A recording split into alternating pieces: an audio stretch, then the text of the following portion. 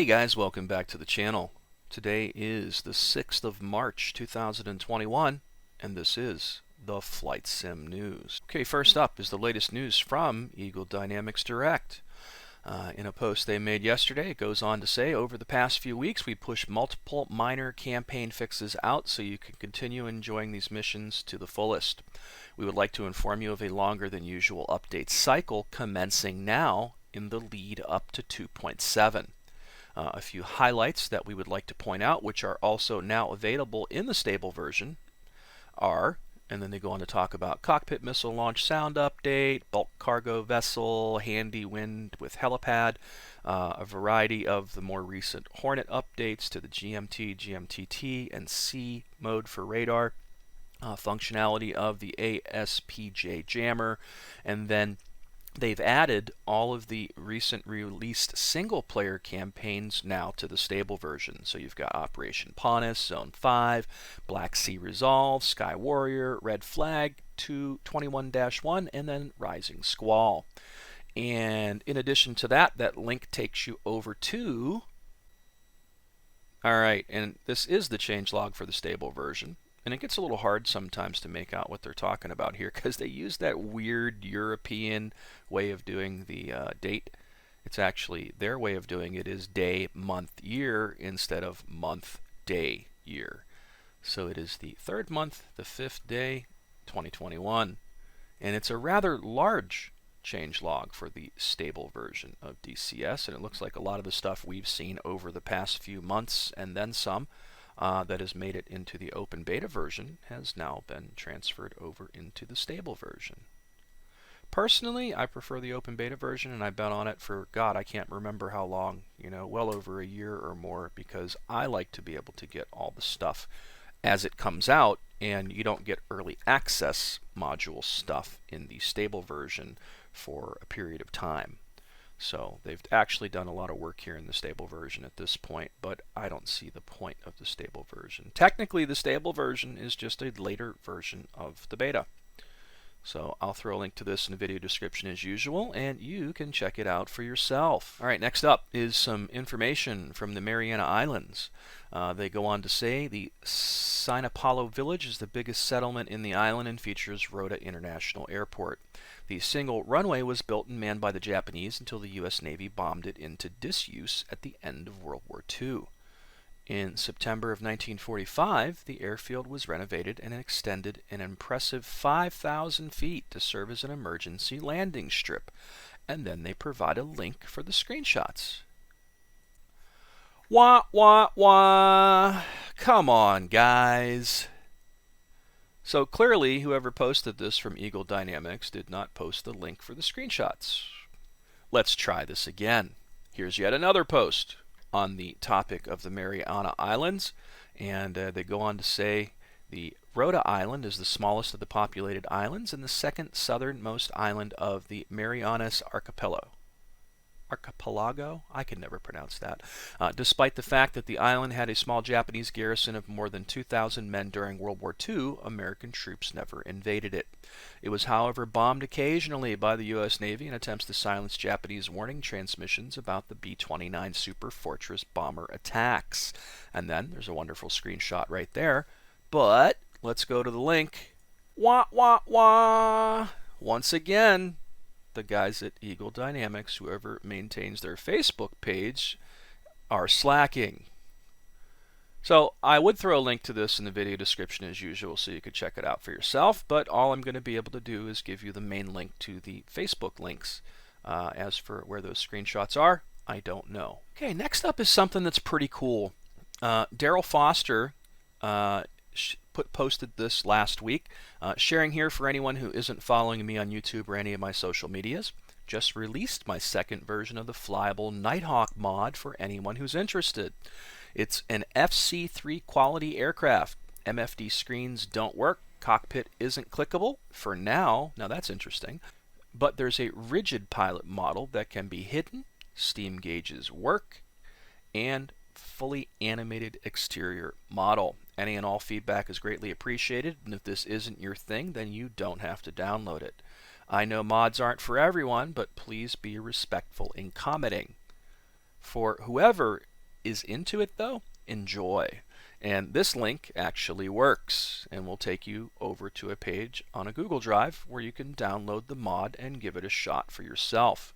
I've seen a lot of people talking about it, and so far I think the consensus is that it's pretty positive. It's an FC3 quality mod. These are the kind of things that I think a certain group of people enjoy, myself included. I have no problem using the FC3 stuff from time to time. Still a lot of fun, but I know some of you aren't into that. But again, you don't have to download it. You don't even have to listen to this part of the segment if it's not something that you're into. It's that simple. But I think it's great that we have people in the community that are doing things like this, and the F-117 really is one of those aircraft that I would love to see a module for eventually. I think that would be fantastic if we can get a full fidelity version of it, but I don't see that happening anytime soon because of all the top secret stuff that goes on with it. But thankfully, Daryl was cool enough to post this for everybody. So thanks, Daryl, and I'll definitely throw a link to this in the video description as usual so you can download it and really check it out for yourself. Next up, Greg over at Reflected Simulations made a post. Spitfire skin update. I updated all my Spitfire skins, fine-tuning the colors to look more realistic and correcting a few glitches. You can re-download them from the user files section. I will also submit to Ed so that they update them in my campaign packs as well. And like any of Greg's work, it's really well done. Here's a few of those images up close and personal. Really is a work of art doing this kind of stuff. I never understood how to figure it out and do it, but there's people out there that just have a niche for it.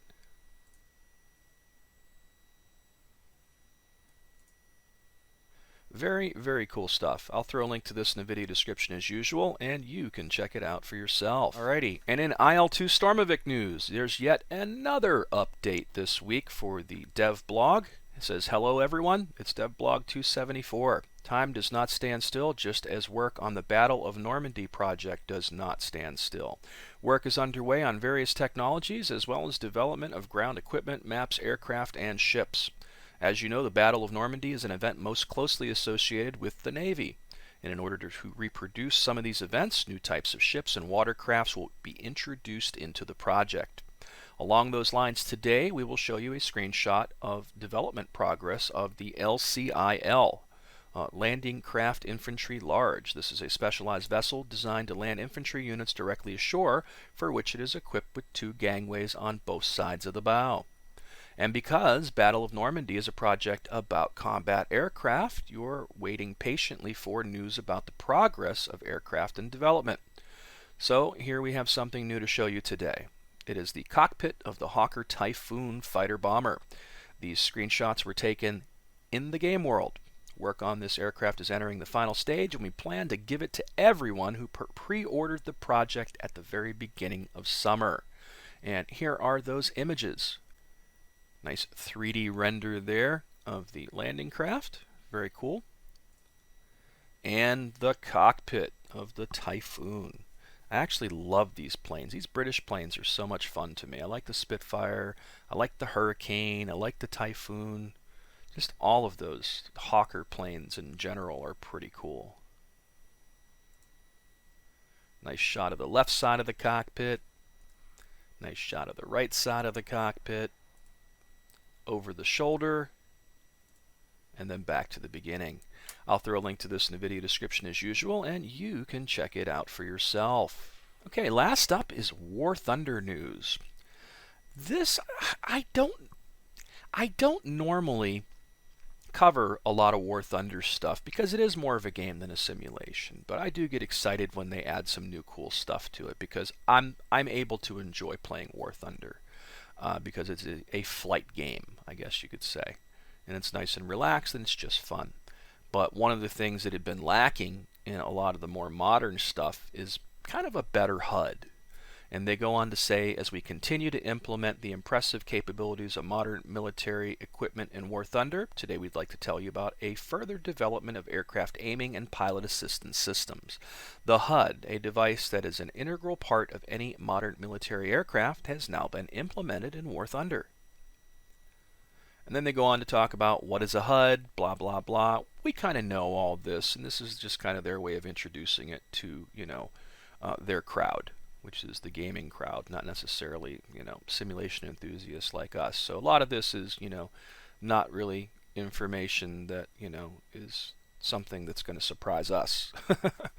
But they go on to show a couple more images, a locked target, and then the AGM-65A launched onto the locked target, etc. But it's nice to see that they've actually taken the time to do some of this stuff in WarThunder and to make it, a little bit more believable, I guess. I won't say realistic, but I'll say maybe believable at a glance. But I still think WarThunder's a lot of fun, and it's just a very grindy game that drives you absolutely insane to get to some of them, later model aircraft. But there is a lot of newer modern aircraft in there, or at least they're up into the 70s at this point, with like, Phantoms and A7s, and even the Harrier, I believe, was something they added not all that long ago into WarThunder. So that is it for the Flight Sim News. I want to thank you guys so much for watching. Please do subscribe to the channel. Subscribers are down, and it's been really hard to get to 4,000 at this point. Seems like I've been hovering at the earlier 3,000s forever at this point. So yeah, that would be nice to get some more subscribers up there. So definitely subscribe to the channel. Definitely hit the like button and leave comments. I'm always in there going through the comments and trying to interact with you guys, and that's something that kind of helps the channel out as well, because I think the YouTube algorithm sees that people are talking, and they position the videos a little bit differently in a more helpful manner for the channel whenever they see interaction. So definitely hit that like button, leave a comment, and as always, until next time, guys.